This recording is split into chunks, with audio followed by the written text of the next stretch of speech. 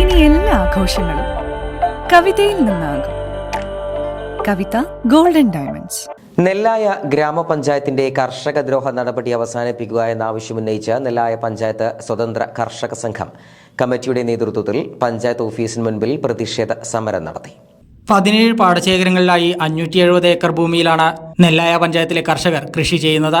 നാളിതുവരെയായി ഉഴവുകൂലിയോ മറ്റ് ആനുകൂല്യങ്ങളോ പഞ്ചായത്തിൽ നിന്നും വിതരണം ചെയ്തിട്ടില്ലെന്നാണ് കർഷകരുടെ പരാതി. വർഷങ്ങളായി കുമ്മായം വിതരണം ചെയ്യുന്നില്ലെന്നും കർഷകർ ആരോപിച്ചു.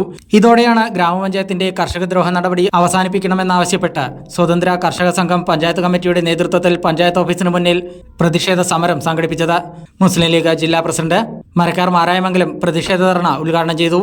സ്വതന്ത്ര കർഷക സംഘം പ്രസിഡന്റ് ഉമരി മാസ്റ്റർ അധ്യക്ഷനായിരുന്നു.